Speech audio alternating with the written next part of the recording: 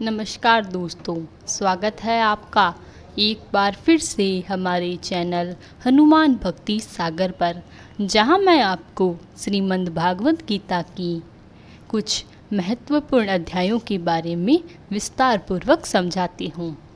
आज मैं आपको श्रीमद् भागवत गीता के 6वें अध्याय के बारे में बताऊंगी। इस अध्याय में हम जानेंगे भगवान श्री कृष्ण द्वारा हे लक्ष्मी माता को कहे गए कुछ महत्वपूर्ण वाक्य। तो चलिए शुरू करते हैं। शुरू करने से पहले हमारे चैनल हनुमान भक्ति सागर को सब्सक्राइब करना ना भूलें तथा वीडियो को लाइक, कमेंट, शेयर ज़रूर करें।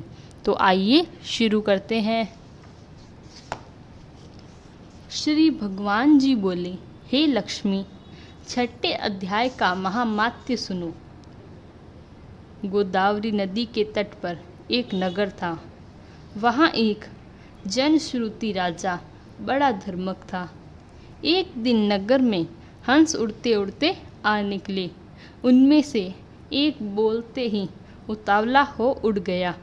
तब नगर में पंडितों ने कहा, हे हंस, तू ऐसा उतावला क्यों है? क्यों तू राजा जनश्रुति से भी पहले ही स्वर्ग को जाना चाहता है? तब उन पक्षियों में से जो सरदार था उसने कहा, इस राजा में भी बढ़कर एक रैयक मुनि श्रेष्ठ है। वह बेकुंठ का अधिकारी होगा। बेकुंठ लोग स्वर्ग लोक से भी ऊंचा है।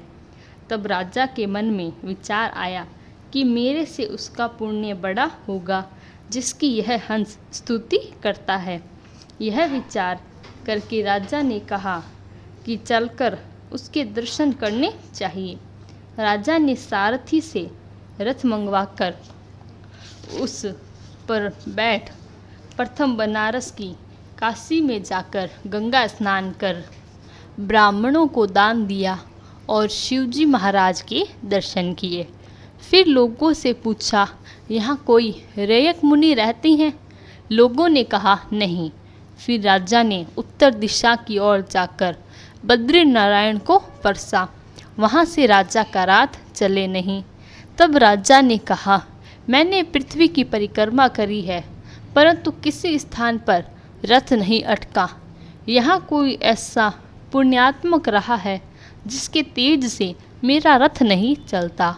तब राजा रथ से उतरकर आगे चला तो देखा कि पर्वत पर कंदरा में मुनि बैठा है, जिसके तेज में बहुत प्रकाश आ रहा है, जैसे सूर्य की किरणें होती है। तब राजा ने कहते ही कहा, यह रैयक मुनि होंगे। राजा ने दंडवत कर चरण वंदना करी तथा हाथ जोड़कर स्तुति करी। तब रैयक मुनि ने राजा का आदर किया और कहा, हे पृथ्वीराज, तू चारों धाम का प्रसन्नहारा, धर्म का साधनहारा, तू पुण्यात्मा है। तब राजा ने मुनि से कहा कि आपका तेज ऐसा किसके बल से है? तब मुनि ने कहा, हे राजन, मैं नित्य प्रति गीता जी के 6ठे अध्याय का पाठ करता हूँ। इस कंदरा से उसी का प्रकाश है। यह सुनकर राजा ने अपने पुत्र को बुलाकर कहा, हे पुत्र, आज से तू राज्य कर। अब मैं तीर्थों को जाता हूँ। इतना कहकर राजा ने राज्य त्याग दिया और रैयक मुनि गीता जी के 6ठे अध्याय का पाठ आरंभ कर दिया।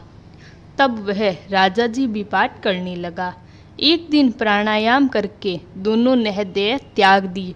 तब स्वर्ग से विमान आए जिस पर बैठकर वह वैकुंठ को गए।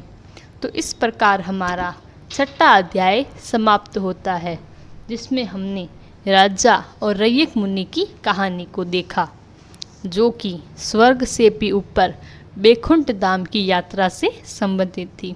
तो ऐसे ही आगे की अध्यायों के लिए हमारे चैनल हनुमान भक्ति सागर को सब्सक्राइब ज़रूर करें तथा वीडियो को लाइक, कमेंट, शेयर ज़रूर करें। तब तक के लिए धन्यवाद। आपका दिन मंगलमय हो। जय श्री राम।